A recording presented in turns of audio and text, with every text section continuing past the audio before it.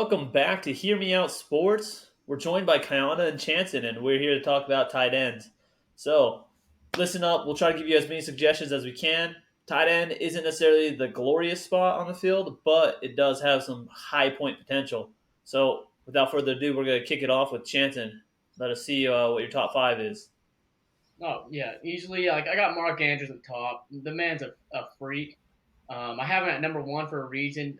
Lamar Jackson doesn't really have that many weapons that he's throwing to. They are a run heavy offense, and I expect them to continue that. But when they throw the ball, Mark Andrews is going to be that number one target most of the time. And for that reason, I have Mark Andrews at number one, and he was the best tight end in the league last year. So maybe controversial, probably not. I don't think, but I have him over Travis Kelsey. But Travis Kelsey is a close one, so I have him at two. Darren Waller follows that. I want to talk about Kyle Pitts as well. Kyle Pitts, same situation as Mark Andrews. They don't really have any good receivers as well. Well, they don't really have a true number one receiver. Their true number one receiver is Kyle Pitts on the Atlanta Falcons. Once again, for that reason, when they're throwing the ball, most of their targets are probably going to be looking towards Kyle Pitts in that area. So Marcus Mariota, his number one rig will usually be Kyle Pitts. So there's my top five right there. George Kittle rounds it out the top five. Kyan, I want to hear you. I just want to know why Dallas Goedert's number two. Yeah, I think there's going to be very little controversy for the most part in our top five. I mean, all of us have Kelsey, Andrews, Pitts. So I think that's pretty unanimous, you know what I mean, that those guys are top four tight ends. I have Goddard way high, probably a lot higher than most people at number two, because I think that he's going to be the most reliable target for Jalen Hurts. They've already built chemistry. That is great chemistry last year. And this year, Goddard is totally alone in the tight end room. No Zach Ertz there to take away target share. So I think Goddard's going to have a big year. I have him all the way up at number two. I think this is his breakout season. But yeah, a lot of faith in Travis Kelsey, Mark Andrews, Kyle Pitts. And then Darren Waller, I have him at number five right now, but he's got that injury concern. So I might move him down later, but I like Waller a lot, even with Devontae Adams over the top. Jace, Let me ask TJ you a question though. Hawkinson. Yeah, go ahead. Well, with Dallas Goddard, I mean, the Eagles added a lot of weapons, and I still think they're going to be a more run centric offense than passing. But they did pick up AJ Brown to complement Devonta Smith. Do you see that as an issue of taking targets away from Dallas Goddard at all, or do you think him Uh, getting 5, 6, 7 targets a game is plenty? No, I don't think so. If he does take targets, he's not going to be taking all the quality targets that would be going to Goddard. I think that it's actually good for Goddard that AJ Brown's there now. AJ Brown's another big body for Jalen Hurts to throw to, but he's also a guy that's going to get a lot of attention from defensive backs. So I don't think there'll be as much safety help over the top on Goddard. Hopefully, give him more room to run free in the middle of the field. So I actually think that's going to help him having AJ Brown there. Jace, I know you're a Lions believer. I have Jared Goff ranked pretty high in my quarterback rankings. You got TJ Hawkinson there, number five. You're the guy that has him top five. What are you thinking about TJ Hawk? Yeah, so I'm going to point out one of his stats from last year. Through 13 weeks, he was first in route participation as far as tight ends are concerned at 85%. Listen, that's huge. Tight ends, they are dual threat in the sense that they're blockers. Like, that's one of their main responsibilities, as well as catching. So, just the fact that he has such high route participation, especially in an offense that has multiple threats that can take some eyes and some focus off of him and free him up, I think that it's gonna be big for him. I think he has a good chance at making a big season, and I think he could have last year had he not gotten hurt. So I mean, it's good that he has some other targets around him. Yep, I agree. I like Hawk a lot. I have him at seven in my rankings. I got Kittle at six, another guy with injury concerns, but I think he'll have a good year, especially Trey Lance. I don't have a lot of faith in Trey Lance throwing passes to wide receivers on the outside, so I think he's going to just kind of feed Kittle over the middle.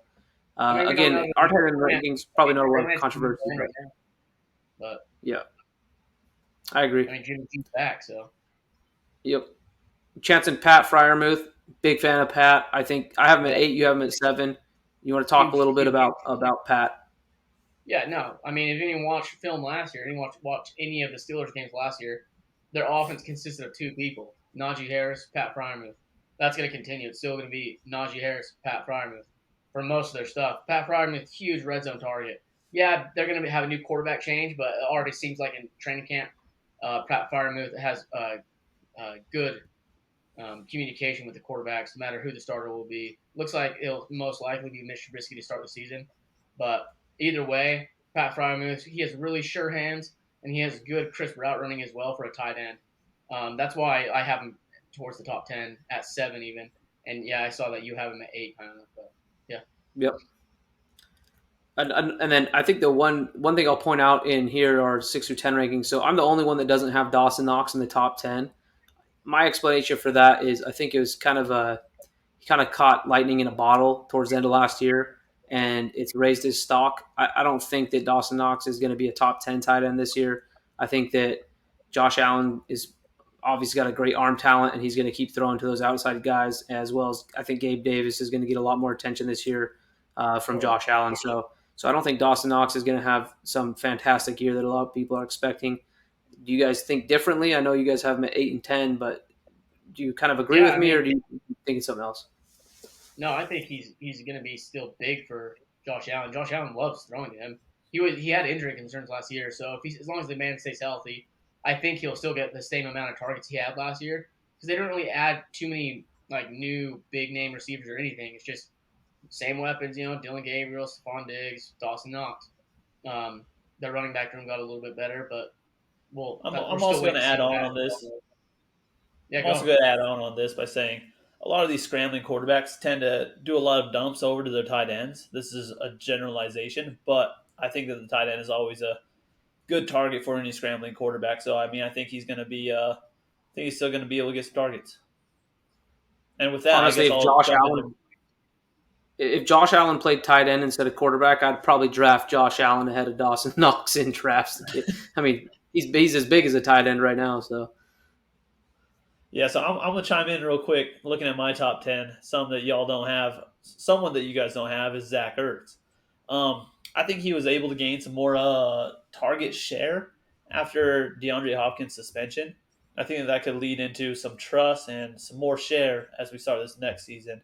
I think he's just gonna be able to again with a scrambling quarterback get a couple of those dumps as he's going along the sideline, and hopefully that produces some decent numbers. Now that being said, I think usually 6 through 10 those tight ends aren't necessarily like the biggest showstoppers in the world. We're looking at for tight ends.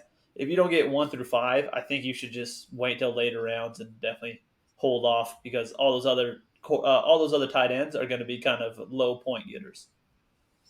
yeah, I see where you're coming from on the Zach Ertz, but I actually think most of those targets that would go to Hopkins are going to go to Hollywood Brown, who's now in town, and B, I think Rondell Moore is going to be used a lot more. I know Cliff Kingsbury loves him a lot. I think Rondell Moore is going to have a much better year than most people are expecting.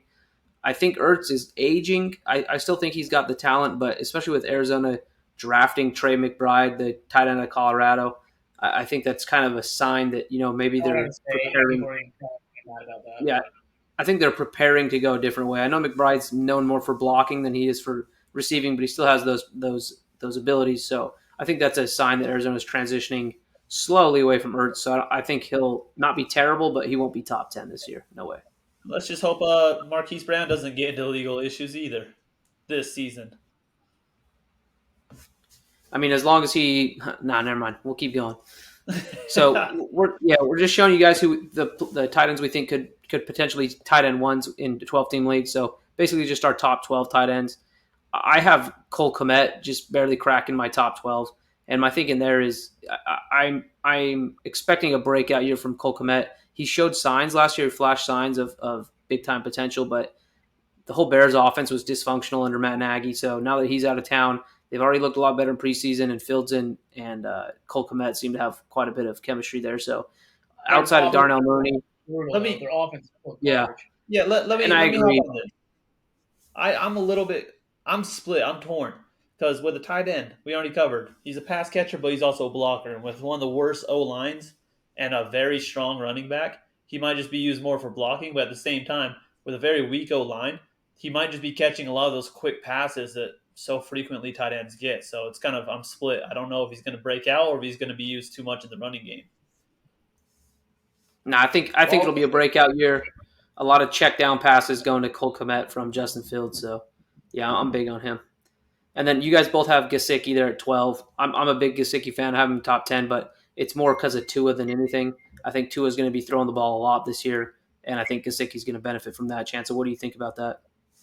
No, yeah, I'll keep it short. We don't keep this going too long, but Mike Gesicki, yeah, he's going to be that target for Tua. He's going to be, I think he'll be that check down target a lot of the time for Tua.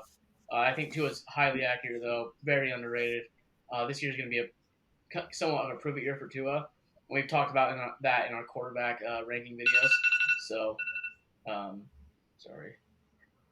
Anyways, yeah, I, I I think I'll chime in real quick, very quickly. I think one thing to know about Miami's offense is that it's a new offense. They're not established. They're not coming off a big season or anything like that. So it's going to be something for people to have to get used to. And as they find their stride, I think they're going to find success at least in this first season. Well, Yeah. hey, let us know what you guys think once again about these tight end rankings. We always want to hear. We always like feedback. We love arguing, so it's just constructive criticism. We love it. Let us know in the comment section below. Remember to like, subscribe, and put those notifications on. Follow us on Twitter, Instagram, and yeah, we might be starting some new interesting things too as well, streaming on Twitch and stuff. So make sure you keep an eye out for that. Yep. And as always, boys, when in doubt, hear me out. Hear me out.